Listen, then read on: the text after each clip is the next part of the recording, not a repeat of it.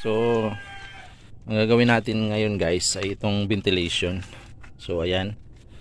Bali, nakabuhos na ko ng isa. Tapos ito, ilalim naman kasi ito. Ayan. Ayan. So, ayan siya. Bali, ang paggawa ko nito guys. Excuse me. Ang paggawa ko nito guys, pa isa-isa lang. Ayan. Isa lang muna yung ginawa ko. Ayan. Tapos nung nabuhusan ko siya, pininisingan ko siya ng pino na. Yan, pino. Kasi kung buhusan mo agad to lahat guys, purmasan mo agad to lahat guys. Ito, purmasan mo agad. Halimbawa ito, pinurmasan mo, tapos nagpurmas ka na isa dito. Yan, purmas ka na isa dito, tsaka rito. Mahirap mo siya buhusan.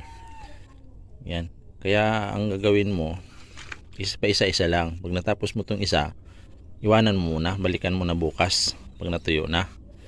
So ito tuyo na to. So pwede na natin patungan pa ng isa.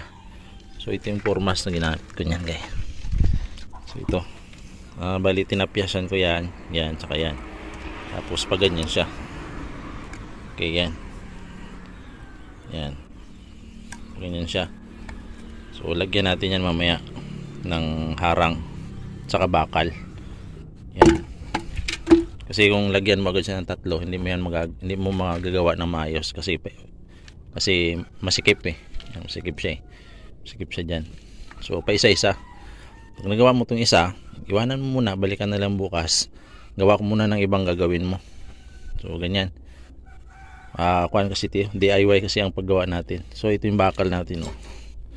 So ayan. Itali natin dyan patagilid rin. Ventilation, maganda kasi pag may ventilation ka, lalo na kung naka firewall ka, kailangan may ventilation talaga yan para yung init doon sa loob may lalabasan. Kasi pag firewall, sarado yan lahat ng gilid. So pag nakulob yung init dyan sa loob, na yan pag nakulob yung init dyan, walang malalabasan. Ang gagawin ng init, siyempre bababa siya dun sa sala mo. So mainit din doon, kahit may kasami ka, mainit. Kaya dapat yung loob ng kisami mo may ventilation. Lagyan mo ventilation, singawan. Yan talaga dapat yan. Kasi kung walang singawan yan, ang init sa loob ng bahay mo. Kahit sabihin pa natin malalaki yung bintana mo, yan, tapos may kisame ka, may posibilidad na iinit pa rin siya kasi walang lalabasan yung hangin na mainit dyan sa loob ng kisame mo. So ayan. So gagawin natin muna yan, pupurmasan natin, tapos buhusan isa pa. Yan, buhusan natin isa pa. Tapos pag natuyo naman to, bukas naman buhusan naman natin isa pa. So pa isa-isa. Yan, pa isa-isa. DIY kasi to. Walang okay lang yan kasi pag nabuhusan mo isa, gawa ka ng ibang trabaho, bayaan mo siya, balikan mo bukas. So ganun lang guys, idea ko lang yan sa paggawa ng itong DIY na ventilation. So sa nakita nyo rito, bali napurmasan ko na rin dito. Ayan, purmasan ko na rin yung haligi na yan. So lalagyan pa kasi natin dito ng horizontal to na 10 mm. Ayan, paikot dito kabila. So pangatlo na kasi yan yung horizontal natin ng una.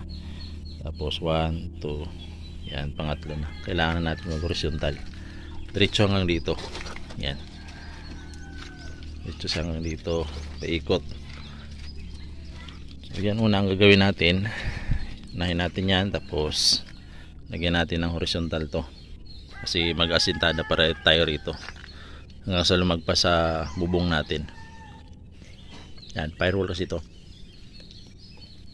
Antibay nito pag ganito yung diskarte mo sa bahay, pag paggawa mo. Ito yung safety ka sa hangin, sa bagyo. Yan, firewall. Pag nasunog sa kabilang bahay, safety ka rin kasi naka firewall ka. So yan, dahil sa wala pa tayong budget, wala pa tayong pambili ng bubong. Yan, nag-iipon pa ako dyan. Yan, nag-iipunan ko pa to.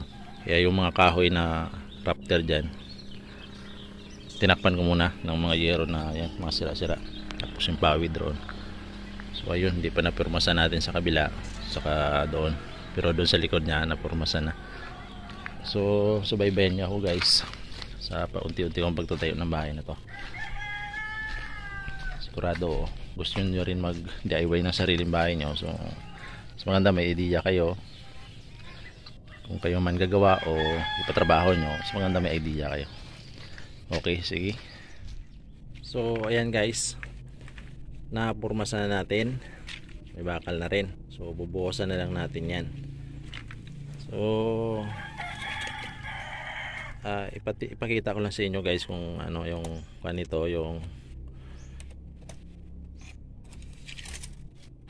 so ito dun sa finish sa taas, ayun is 16 siya, 16 mula rito hanggang dito is 16 cm. Okay, 16 cm siya.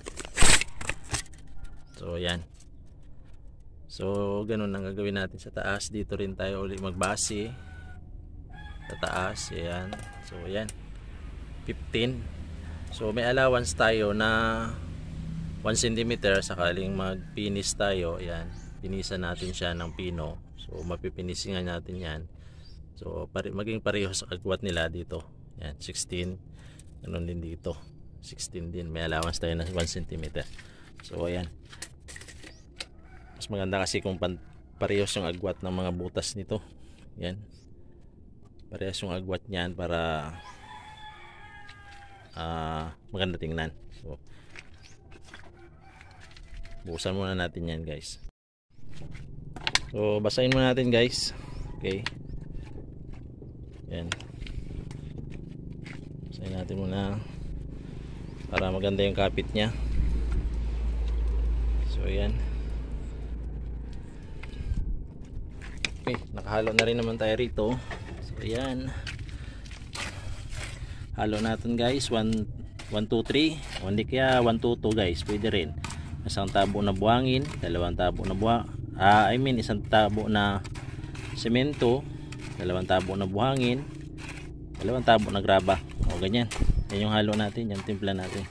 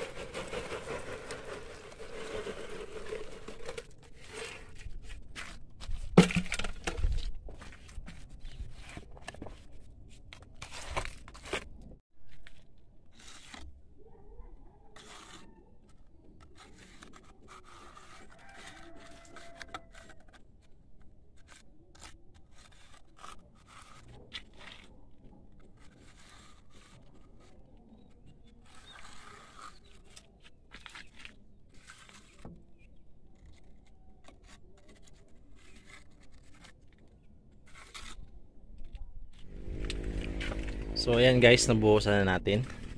Okay na yan. Isa lang muna. Sabi ko, isa-isa lang.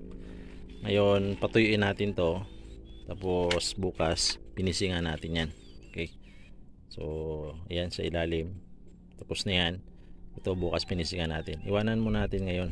Tapos, may isa pa tayo rito sa taas na gagawin. So, susunod uli yun. Kasi mahirap gawin pag sabay-sabay yan.